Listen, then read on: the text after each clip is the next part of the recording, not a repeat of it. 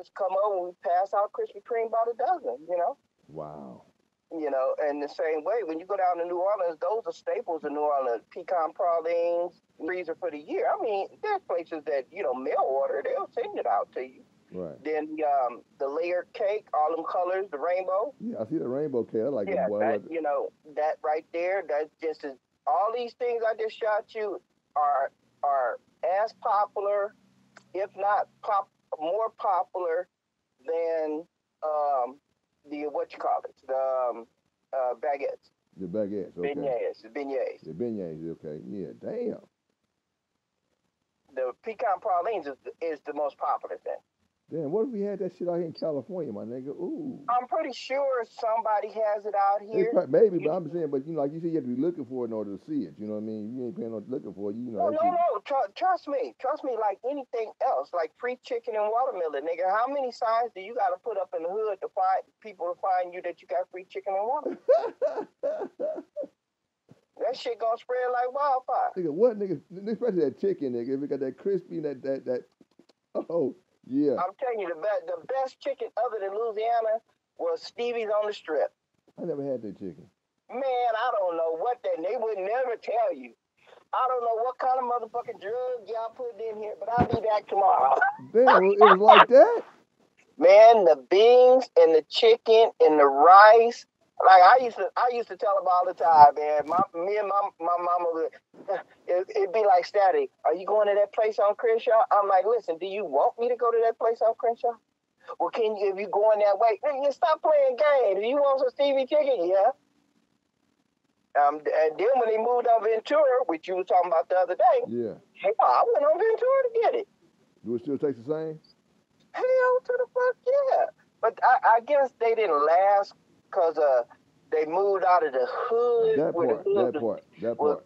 Was deeply supporting them. Mm-hmm. And then they moved to Ventura Boulevard. Now you got a whole new different audience that got to be hipped on to, you know, Stevie's on the Strip. And I guess that probably killed them. Right, that part, yeah. Same way with Sweetie Pie. Sweetie Pie is a Chicago, you know, big known in St. Louis, my fault. You know, and then the TV program, and then you found out from the TV, the reality show, then you found out from the reality show that, you know, the old lady used to sing with Tina Turner, you know, and, you know, all like this, and, you know, and her food is okay. You know, when it came to chicken, I still go to Louisiana before I go to Sweetie Pie. Oh, damn, okay. You know, but, you know, because of the program and all like that, you want to see and be seen and shit, you know, but they did a pop-up for a while in off Ventura Boulevard with an old train, the stationary train thing is. Okay. And they did a pop-up there, but it didn't last long because they felt that, you know, their balls was big. And then they went down to Inglewood, right on the corner of La Brea and Manchester, one block north. It used to be a Louisiana Chicken on that corner, one block north. Right. They went there and did Sweetie Pies, and it was packed for a while, but it wore off, you know, because, you know, you went there for the pageantry, you know, and hoping they was filming or something, and then you realize this shit is no better than, you know, anything else. And I heard that shit was hot in the mother. That shit was expensive. Oh, yeah, I mean, of course. I mean, that's what I equate good food with, is a good price. Mm-hmm. It's not a low price. Mm-hmm. That's why old girl on the strip, what's her name? The Dollar Soul Food. Oh, you talking about Chef Maryland. Yeah, Maryland. That's why Chef Maryland's was always good, especially when I first moved out here. I mean, I was eating when I was in L.A., but when I first moved out here and I go to L.A., me and Dad, we'll stop off and get 2 pieces of meatloaf, red beans and rice, some greens, and a couple of cornbread. You looking at $5. Right. You know, and I would eat that, get home, eat that, and still have leftover for lunch the next day. That's good food. Right. You know, that beignets thing, it would be okay in the right location on the west side, not the east side. Gotcha. The west side. And I'm talking west of Crenshaw. Okay, you talking about going past La Brea, talking past Los Angeles. Oh, yeah. Definitely. I know it'd be perfect right there in Inglewood. You know, right there with where First of all, it's gonna be too expensive to get in Inglewood now. Oh, okay. But you weigh it.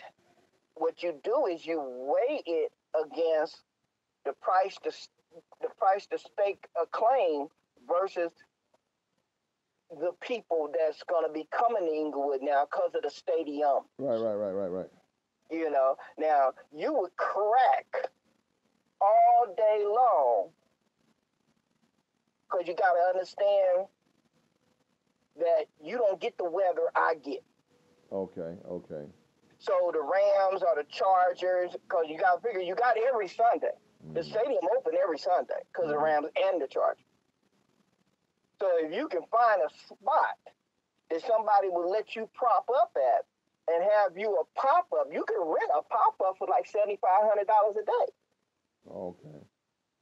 And you got a location. You can't go over here. You can't be over there. You can't be over there every week. You got to be solid where you at. But you know what? Because they got to know where to find you. Hey, you know what, though, homie? I'm going to tell you some real shit. You know that fish market right there on the Bourbons, you know, like fish market right there on the corner? Yeah, in the corner. It used to be a gas station, whatever. Yeah, my homies know own that. Yeah, the black dude. Yeah, there. Yeah. They from the hood, so they own that shit. So there you go. They from New Yeah. Orleans. So if you went to them and said, "Let me have this little sliver of a space," and I'm gonna go rent a pop-up, and they say, "Okay, you can have that space." Okay, then you got to make a long-term deal. You don't want a short-term deal. You want to pay them every week, but you want to lock them down in a long-term space rental. Right. Because the people got to know where to find you at every week. Right. You know, especially before the game, because you got to understand, you got a 5 or 7 o'clock game in Inglewood. Right. It's going to start to get cloudy. It's going to start to get cold. You know what I mean? It ain't like out here. Right. Then you want to go to the pop-up place and say, "Hey, I want to rent a truck, but long term. I don't want it all through the week. Right. I just want to pick it up early Sunday morning, bring it back early Monday morning for the next 18 motherfucking weeks." Right. And get that shit in writing. Ooh. Now you got your space locked down. You got your pop-up locked down. Anybody violate that owe you the money that you would have made that day. Uh-oh. And you don't play with these people. You sue their fucking ass off. Right, got you. You know, but I'm going to tell you what work, you know, I'm going to tell you what worked even better. Now, you know, I'm going to preach this to the end. Dollar soul food. Dollar soul food. That'll work. But see, you if you could add with the sweet truck or the pop-up, you would add to your friend's business by having that, because you're no threat to them. Right. Because they think it's fish and all that. You know. Yeah. So, you know, dollar soul food, you're a threat to them. But, you know, but the fish thing, you're an addition, especially any advertisement that you do, you include them for free. Right. For free. And I'm telling you, you would do all right. You would do all right, especially when the Dallas come to town, Atlanta come to town, New Orleans come to town, all them southern teams come to town. You know, so you know you would do good. It's like Randy Donuts. Shit. Think of that motherfucking line be wrapped around the corner. Also, you know, because then people going to be going back to the airlines. They're going back to, it's a tourist attraction now.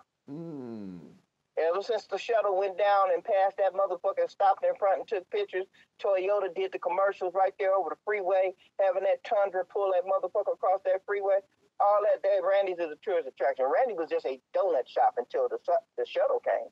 But you know what? I have my pictures. I gotta find my damn pictures. I have my pictures when that motherfucker passed over in Inglewood. You know, I mean, they filed. You can get them. Man, it was a classic shit. They was like, damn, it was like surreal. This shit ain't real. What the fuck? I mean, keep in mind, I lived out here. I went out there. I was at what's that, Target on 120th with Crenshaw. Yeah, I was over there with you that day when I had the picture and the nigga camera shut down. I was over there with when you. They did the flyby and they shut the niggas' cameras' phones went down. Our niggas' cameras went out. I remember that shit? It was right across the street. Then I came back when they brung it down Manchester. Man. And when I was there when they stopped in front of Randy's, man. And then when Toyota did the commercial with the Tundra, making the Tundra pull it across the freeway, the 405 freeway, they shut the 405 down. And I was there, And then when it made the left turn on the block before Crenshaw Drive or whatever, when they made that left turn, right. I was there when they made that left turn. Then I went back home, but then when I knew they was gonna stop at the Baldwin thing for a minute the next day, but they ended up staying there for like 2 days because that's when the motherfucking weight and the hydraulic line start busting. Whoa. Yeah, you know. I'm like, oh, crazy. But yeah, I mean, you know. That's part of history, man.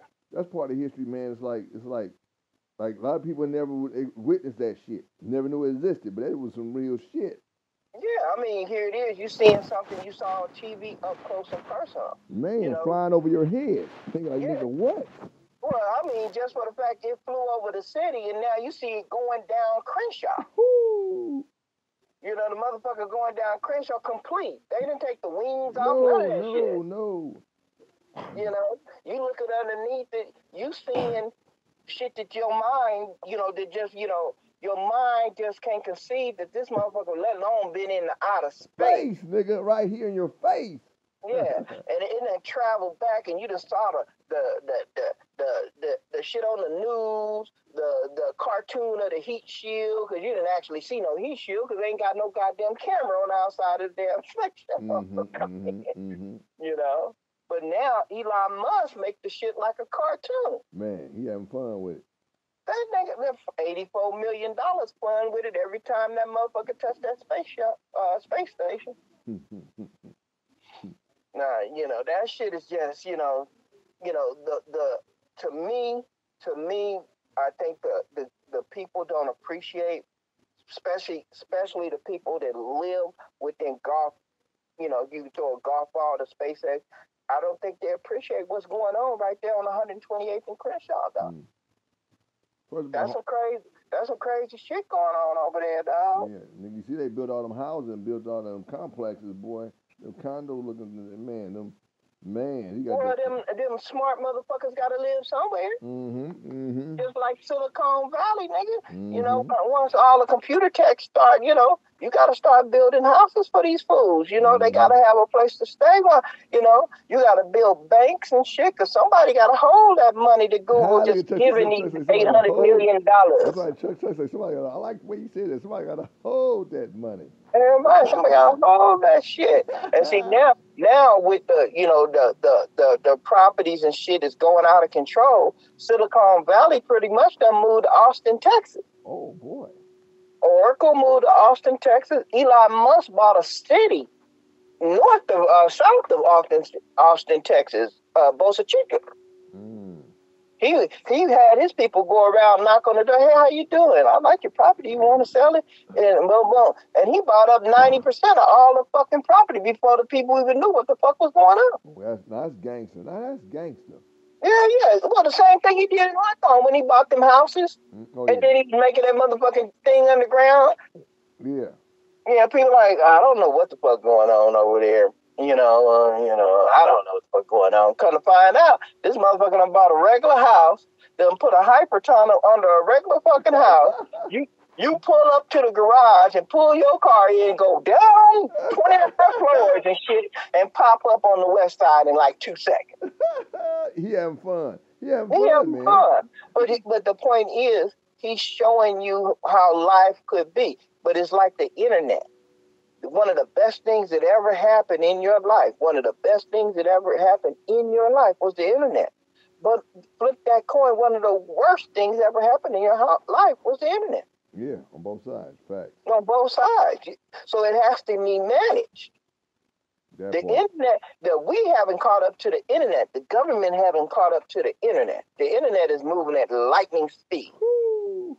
Laws and all that old shit ain't caught up to the internet. You know, and give you an example, you know, child pornography laws are just now catching up to what the internet can do. You can't, you know, you was in a relationship and now you ain't in a relationship no more. You know, you just can't sit around them butt naked pictures no more. You know, years ago when you had a Polaroid, nigga, you was mailing them motherfuckers all over there. Yeah. You know, so, you know, like I say, the internet is moving at lightning speed. The rules, the regulations, and the laws are moving like a turtle. So when that happens, that stifles that stifles productivity. You know, a cat like Elon Musk improved himself and all his knuckleheads over and over again. So the government just, you know, they regulate, but they're like, you know what, we don't even understand that shit he was talking about. Let him do it. You know, just like Walmart. Walmart got the straight number right there to the White House.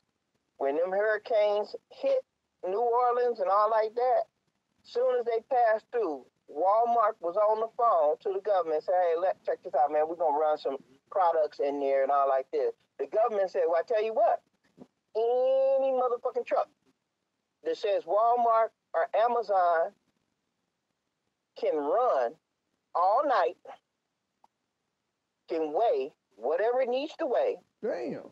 And don't have to stop at a weigh station. Oh. My boy, you know, I told you he drives for Walmart out of Atlanta. Mm-hmm. He like, man, the next morning, shit, I backed up, you know. They like, hey, get that truck over there. It's full with water. He like, okay. He said, I opened the back door. The motherfucker was full with water all the way back. He like, hey. This is over, you know, X amount of thousand a pound. He said, yeah, but we got a waiver from the government. He like, man, I can feel the truck. He said, I can feel the cargo. Damn. Because it was over, you know, the truck and the trailer might weigh 25,000 pounds, you know, but the cargo, he said, generally a heavy load is 36,000 pounds. Mm-hmm. He said, I could tell this is 50 all day long. Damn. That's like some mob. That's like some mob. That waiver was like some mob shit. No, you know, the government suspended the rules because you're coming in to help. Oh, I got you. Oh. So don't limit the supply coming in. You can bring it in, drop it off, do what you got to do. I got you. Yeah, you know, okay. Walmart is a trusted company. Walmart don't stop at scales anyway. Oh, damn. Well, because they pay to not stop at scales. No. What they do is the government, you know, transportation board, you know, allows Walmart to regulate or monitor themselves. Mm-hmm. And other trucking company too, JB Hunt, Swift, all of them. You know, if they got loads that's running long distance, and they pay a little service fee where they don't have to stop at the weigh station, because you know. Like Pookie used to tell me, he say, man, you stop at a weigh station, he say, especially like in Morongo, hell, you might be waiting in line an hour. Huh? You know, just to pass through. You ain't nothing wrong with your truck. You just might be waiting an hour just to pass through. Now you done burnt up several gallons of motherfucking diesel. Damn. At $4 a gallon, so you done burnt up three gallons at $12. You know, and shit. You like, man, they come out your pocket. Damn. And them lines do be long. I'll be coming back. You know, the lines do be long. Damn. Wow. You don't see no shit like that in Arizona. Right. Which in 2 days I'll be going to. Oh, you got new boots? No, I gotta go buy some. Go ahead, Chuck. Okay, we going to the store anyway at 9, so it's good. I'll be down there in 2 days. 2 days from the day, this time I'll be out of my second or third yard. Uh-oh. On my way home with a fat bag of Whataburgers with some spicy French fries and spicy mustard. Where you getting that from, Chuck? Whataburger. Where's that at? In Arizona. Oh, in Arizona, okay. We don't have a Whataburger in California, and they say they're not coming this way no time soon. Why? I mean, that's a corporate thing. I don't know. Call them up. But In-N-Out said, you know what? Cool. We coming to Texas, dog. I just heard they got one at Morongo. What? A Whataburger at Morongo. Inside Morongo? That's my mama just said. Oh, they probably do. They probably do. I mean, In-N-Out is good. You know, I had an In-N-Out burger about 2 weeks ago, but them motherfuckers got small. Yeah, that part. they trim it like it's some dope. They gonna trim it. Yeah, they just trim it like. I'm telling you, the good old hamburgers like we used to go to Tam's and all like that on Manchester and all like that. Yeah. You know, not that I go to a lot of hamburger stands, but there's a hamburger stand next to Pick Apart in Santa Fe Springs. Mm-hmm. And they have a hamburger deal, 2 burgers for $4.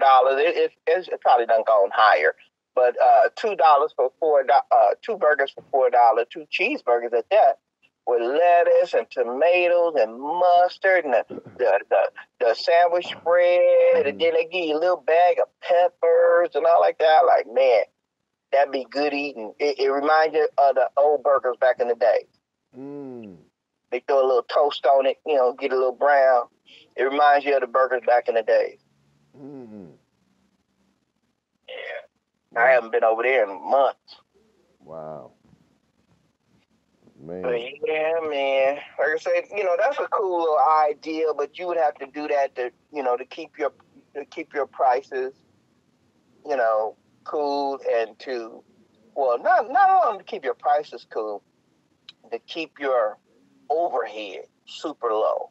That part. To keep your overhead super low, then you would have to do a pop-up, rent a pop-up truck, and just do it on specific days that you're gonna do well. That'll do well, on the weekends, Friday evening to a Saturday. Now, when football season started, which that'd be this weekend, if you were doing that, then you would say, hey, I want to pick it up Friday morning and bring it back Monday morning. Right. Then you have the going home traffic crowd and the early morning traffic crowd to get coffee and beignets on the way to work. Then you had the evening crowd to get it, like that. Then Saturday you find another place to go, hang out and whatever on the west side, and then Sunday, boom, you right there at your friend's spot, getting that charger, getting that money. Because where are you going to find, other than USC or the Rose Bowl or something like that, where are you going to find 60,000 people? Man, don't forget the farm still got it cracking, so. That's what I'm saying. Where are you going to find 60,000 people clumped up going in one direction? Nowhere. So you would have to definitely monitor the, Inglewood and the Rose Bowl and downtown. Right. But yeah, you would do good on minimal money. Yeah. I figured to pop up plus, baking all those things and making all those things, and be honest the truth with you, nigga, you don't know how to cook nor bake. So, what you do is you farm it out. Okay, gotcha. You farm it out. Okay. All you doing is, you paying somebody to make the shit for you, and you'll pick it up early Friday morning. There you go. They get their money, you get yours, and that's up to you. As a third party seller, now you the one with the audience. Now you go out and the slang and get it cracking. It's like selling cocaine, man. Yeah, I don't know how to cook it, man, but I know how to sell it, man. And then eventually, you take interest in doing it yourself. Yeah. You learn it. You talk to the people who you get it from. You there when they do it, Right. But yeah, you do all right. You can do good with that. Everybody can't be the baker, the candlestick maker and the seller. That part. Yeah, so you'll be all right. But that's a West Side thing. Mm-hmm. Don't matter. Where the money at, I'm gonna be like niggas rock houses. Where the money at, that's where I'm gonna be. No. Rock houses didn't work like that again. Dude, rock houses didn't work like that. You could put a rock house anywhere. Yeah, it was a product. Yeah, that's true. Now I told you, if you got free chicken and watermelon, nigga, you don't have to put no sign out there. Word them out. Nigga said, I'll go over here on 104. Why? Nigga, they got free chicken and watermelon over there. What? Nigga like what? What? I don't believe it. By the time that nigga start talking that shit on Figueroa and Century and get to your house, nigga, like he'd be like the Pied Piper, nigga. He got a gang of motherfuckers behind him. Because I remember Bobby had a rock house right next to Fremont. Right next to Fremont. I'm like, damn, this is way before the laws. Right next to Fremont, man. I'm talking. you would go by Fremont and go down that side street, nigga, you just see a line of motherfuckers. I'm talking a line. Then he got another rock house over on 80th, 81st or something like that. Yeah. He had this broad had apartment. So he boarded up one of her bedroom windows. No, it was the bathroom window. Because the bathroom window was adjacent to the little driveway that when you pulled in off the street, you parked your car in the back. It had that slide window, Yeah. And that motherfuckers would just walk back there, tapping on the window, putting their 10, their 20 in there just constantly. You didn't see nobody. And then, Bobby got balls. He went on West Boulevard. West Boulevard? Nigga, what? West Boulevard, not too far from Slauson, on the west side of the street. It was a triplex. And that one kind of scared him a little bit because that was on the west side. It was still white people over there at that time. Mm. And what he did, when you went to Freeway spot, if you was picking up a bird at Freeway spot, he had a spot in the 70s you went to. And what you did was, basically in a nutshell, it was bars on the outside, but it was bars on the inside. Because back in them days, they had the Batarang. So he had barred that apartment up and everything, and he kept motherfuckers locked up in that motherfucker. And then you pass by West, nigga, it was extreme lines there. Mm. Oh, Bobby was pulling down back, I don't know what year it was, 86, 87, 88. Mm-hmm. Bobby was pulling down about $5,000 a day. Mm. About $5,000 a day. I'm like, man, it was a trip. All the shit he had to do to supply the spot. Right. Police knew about the one by Fremont. They just didn't. Every now and then they bust it, but it was a headache to get to it, But by the time they got up there, they didn't catch nobody with nothing, because you can see them coming. Right. And that was long before Bobby was doing Stakeouts, long before you saw that shit on TV with, how New York have, gang of motherfuckers sitting on the stoop. Hey, what's up, man? Yeah, I need to get a 20. You need to get a 20. Yeah, they'll take the 20 and then they go into the apartment and then a motherfucker, you got to go across the street. And then a motherfucker give you the product, with the right hand, that way, it wasn't all under one roof. Right. But yeah, Bobby was back in them days. He was easily making $5,000 a day. So whatever happened to do? I mean, just like life, nigga. You make it, you spin it, you fuck it off, life go on, boom, boom, life over with. Okay. Did he ever get caught, go to jail or anything? Not in California. He tried to spread his wings to, I think, New Mexico or something like that and got cracked down there. Once his brother was the man. Ronnie was the man on the east side. Mm-hmm. He was friends. He was that was before Swans and Bloods was on the east side. Okay.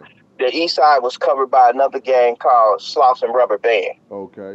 It didn't leak all the way down to the 80s like that, but you knew back in that what it was. That area was pretty much under, maybe you would say, Crips.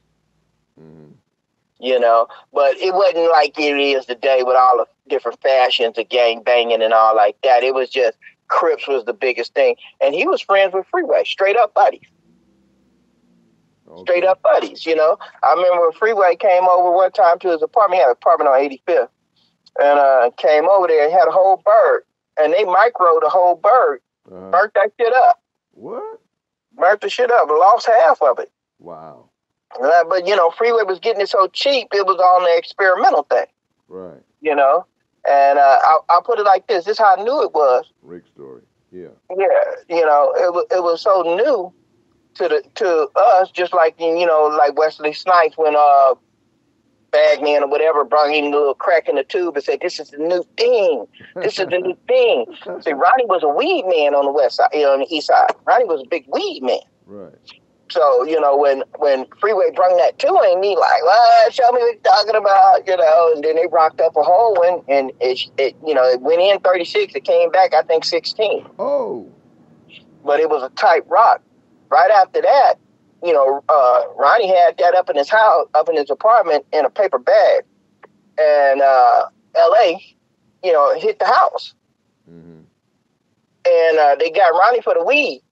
What? They left the crack in the cupboard. So you mean tell me they didn't know what a rock was back then? They didn't know what it was. They didn't know what it was. Oh, they left that in the cupboard. They got him for like 2 or 3 pounds of weed. He was in and out. It wasn't no big deal. So they did not know what the cocaine looked like. Not in the rock form. Damn. Not in the rock form. They didn't know. And back in them days, it was limited. It was limited what their search mindset was. So they just left it in the cabinet, a big old rock in the bag. Yeah, big in a brown paper bag. Brown paper bag. Damn. But like I say, back in them days, they was only limited to their search was, they tossed your bedroom up. They went all through your cabinets. They went all through your closet and all like that in the attic or whatever. But, it was so many, niggas had so many trap games back in those days, Mm-hmm. They was light years ahead of the police as far as searching was, Okay. But yeah, I mean, that was just, like I say, Ronnie was a good money counter when it came. Well, no, he wasn't a good money counter. Ronnie was a hood nigga that got an opportunity and he ran with it, but he didn't manage it. Okay. Like most cats back in those days, they didn't manage it because we weren't taught how to manage it. Right. We wasn't given the manager, and we wasn't taught how to manage it. Like I say, when Fender bumped his head on that motherfucking Shell station over there on Avalon and Florence, told him, oh yeah, they want $750,000 for it. We can go half on it. You put in half, I put in half. Then that motherfucker, all right, we're gonna do that. Then he came to me and Cal and said, man, boom, boom, had this like little Louis Vuitton type bag, and he like, hey, motherfucker, stack with money in it. He tried to play us. I know how much in there, but count out 375, and y'all niggas call me. So he locked us in the apartment. We couldn't even leave. He locked us in the apartment. It was like 400 and some change. I took 10. He took 10. Called Ronnie, told him what it was. He like, okay, cool. All right, put the rest of the stuff in the stash spot and then bring the rest of the stuff out the Covina to my house. I'm like, okay. So we come out this house and Fender bumped there because he stayed out that way too. Mm-hmm. And we gave him the sack and we gave him a paper bag with the leftover money.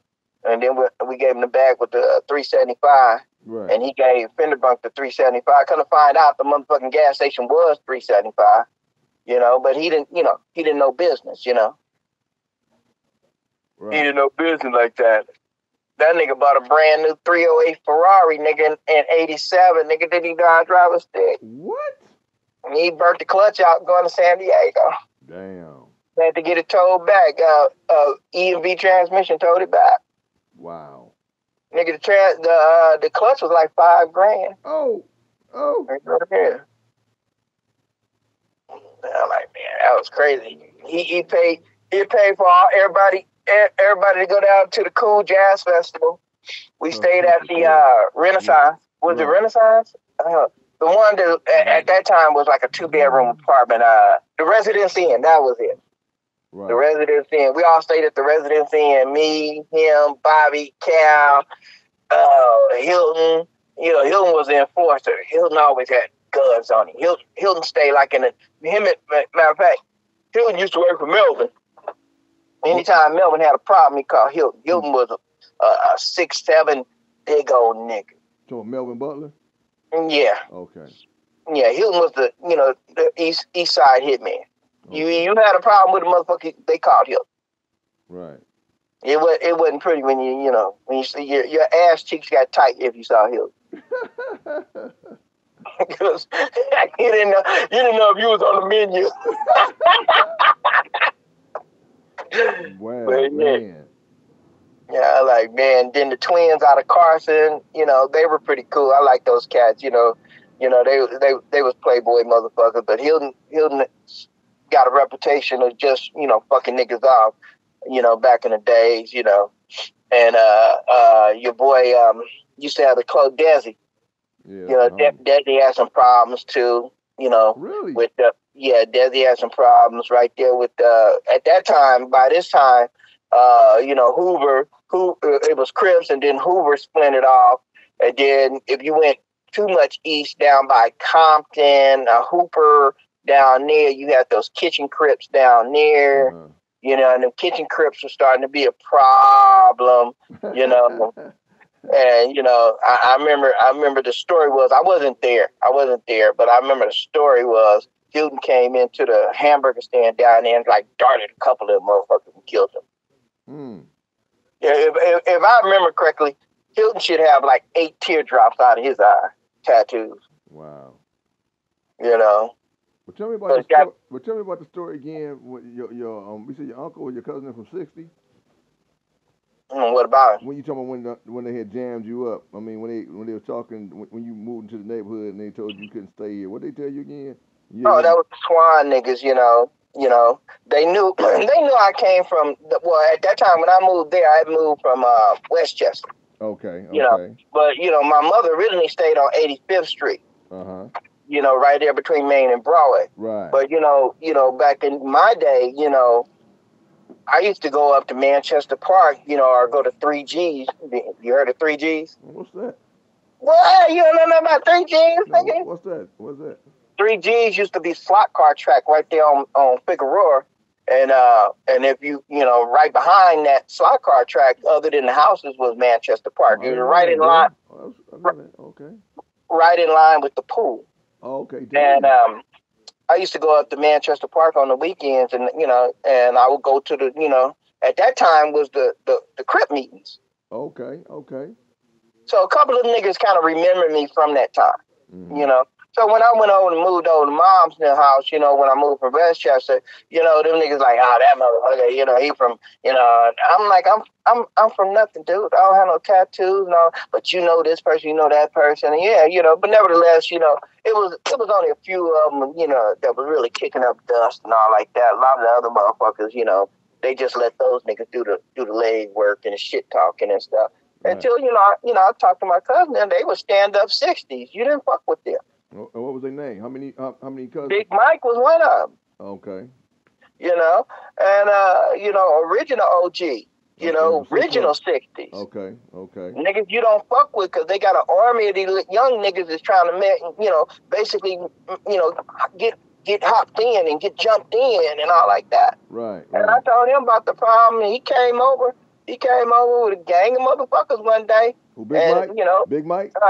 Big Mike? Yeah. Was he a big They know dude? who he was. I mean, come on, dude. You know who Monster is. You might not know who Little Monster is, but if you in that gang type shit, you know who these niggas are. Okay.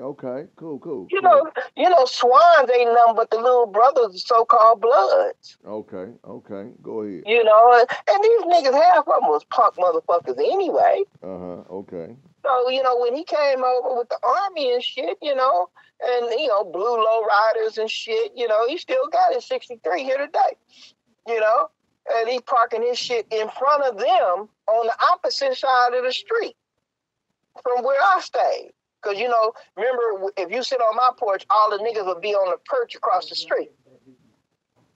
And, he tell him, he went over there and checked those niggas. That's my people over there. You fuck with my people, you fucking with me, bang, bang, bang, bang. I don't give a fuck, Mm-hmm. and all like this. And that straightened that shit out, right then and there. But, I still have one motherfucker with, still acting a goddamn fool. Oh, really? But, for the most part, they left me alone. So how many you came out there like 10 dudes? Or more? Nah, it was more than that. Oh, really? Oh, it was way more than that. Because they went through the alley. What? They came from behind them. Wait, time out, Chuck. They went through the alley, my nigga? So a cat like that ain't gonna go into your neighborhood without really kind of knowing what he's going into. Okay, gotcha. So he's like the military. He came Yeah. So he had them motherfuckers post up in the alley. He must have dropped them off on the Broadway side, and they all went down the alley, posted up. Must have been, we behind these niggas, on the direct connect or whatever, And then he like, well, hop the gate when I tell you, and then he pulled up, and a couple other niggas pulled up, and they, what's up, man? Yeah, what's up, nigga? Nigga, you know who the fuck I am, nigga? Big Mike, nigga, 60s, you know, so-and-so. This big, well, nigga, you don't want to do nothing. You don't want to do that. Check this out. And then turn around, motherfucker. And then them motherfuckers was walking up on him. Oh, really? Yeah, you know, you was cornered. Wow. You know, these my motherfucking people over here. These my motherfucking people. You know, don't fuck with my people. Don't fuck with my people. That's my auntie up in there. You know, that's my cousin. Nigga, don't fuck with my people. Woo, woo, woo. You know, and he like, boom, boom, come on the door. Which one of these niggas I like, motherfucker? You want to go head up with him? You don't want to go head up. You don't want to go head up. He like, no, we go head up. Ain't nobody gonna jump, you know. And he like, oh no, man, you know, it was a misunderstanding. No, it wasn't no misunderstanding. He like, the only misunderstanding is you motherfuckers be propped up here all the time. Only misunderstanding is I'm gonna come from Broadway to Main Street and I'm gonna light this motherfucker up. And he went in the trunk of his car and he pulled out an AK-47. Oh. He said, I'm not even gonna play with you motherfuckers. And if he called me and tell me it's a problem, nigga, then y'all niggas gonna have a problem. You know, that was pretty much the end of that for a while until Nerd got out. You know, after that, Nerd went to jail for a couple of years, like 5 or 6 years. Then he get out, you know, and then he like, oh, yeah, you know, I don't see no 60s around. You know, I'll go back to fucking, then I just had to deal with the nigga myself.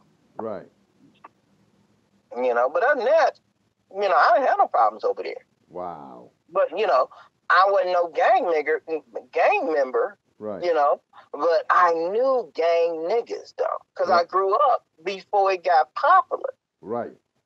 You know, I was there when I was going to Bethune in the 7th grade, nigga. Shit, that's when Crips was already established at that time. The Tookies and the Washingtons and all them niggas. You know, they used to walk the streets of LA. You know, and you would see these niggas. You know, like I say, when I got the Fremont shit, I was getting out of school when Tookie got shot.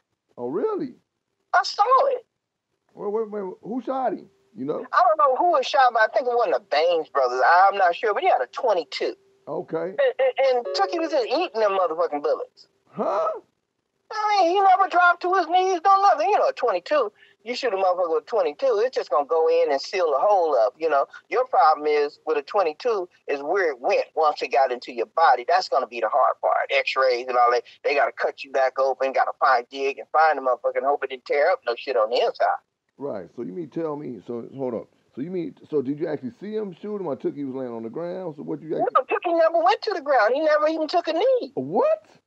He had on them goddamn overalls with no shirt on. Okay. And the nigga was in front of him scared and and Tookie still kept walking towards you. Whoa. My first 2 days of school at Bethune and at Fremont was a hostage situation. Come on, man. My first 2 days, my first day at Bethune, nigga, we couldn't even leave the school because niggas was riding around the school shooting into the school. Whoa. And then my first day at Fremont coming outside was the shooting with Tookie. And, you know, I'm like, man, I need to go to another school district. Wow. I didn't have enough clothes for Crenshaw because, you know, Crenshaw was a fashion show. Okay. You know, if you wasn't wearing a 3-piece suit with a tie every day to Crenshaw, you couldn't go there. Damn. Yeah, man, it was wild times in the 70s, dude. You know, when, you know, like I say, when I got to probably about the 8th grade, we stayed on 85th Street. So by the time I got to the 8th grade, it would be me, my cousin, and Philip. This is how our pattern was. We would leave and start walking down Broadway going to Bethune. Then we would pick up Monkey Man on 83rd at the light. Mm-hmm. Then we would go one street more and we would pick up Arthur. Then we would go east to Main Street and to avoid the trouble on Broadway when you get to Florence. We would go east on Main Street. Then we would pick up Sherman and a couple other guys. And then we would walk to school in a pack, you know, 7, 8, 9 guys in a pack, you know. Mm-hmm. Then we started our own little bullshit thing. You know, we call ourselves the Beanie Boys. Wow. You know, so what we would do is we would go, you know, right on the wall, Beanie Boy number 37, you know, Beanie Boy number 152. So I remember one Saturday was hanging out at that Manchester Park, and a lot of motherfuckers, you know, bullshit crip meeting or whatever, you know, get together or whatever. But the main thing they was talking about that day is, hey, these Beanie Boy motherfuckers is getting too big. Huh? And we need to do something about it. What? These motherfuckers is all on the wall at Bethune, Drew, and I forgot the other, Bret Hart. What? You know, because Philip went to Bret Hart. Okay. We stayed on the same street, but we stayed on the same street. No, Philip went to Drew. He stayed on the east part of 85th Street. I went to Bethune because I stayed on the northwest side of 85th Street. And then on the opposite side of our street, Mark Jones, he went to Bret Hart. But we was all friends when school was out, you know, on the weekend. And we go to school right on the walls, you know, Beanie Boy number 152, you know. The Crips niggas like, well, who are these motherfuckers? This dude named Hollywood and Monkey Man and Art. They the leaders. Where they go to school at? They go to school at Bethune. We gonna get these niggas come Monday. What? We got out of school and we wait for each other. Like that. Right. We walked in packs, you know. And we was walking down Broadway. Right. And by the time we got over by the Ascot Library or whatever, that it was just on and cracking, nigga. It was all about run, and run. What? It was all about running, dude. Man. They got Monkey Man. They got Really? Monkey Man. Where was Monkey Man from? He stayed off Figueroa. He stayed on the same street as that, and it's still there here today. He stayed on the same street as that motel where Sam Cooke died at. Oh, really? Okay. Yeah. Got killed at. I think 83rd, 82nd, somewhere up in there. Was Monkey Man a gangbanger or he never been? No,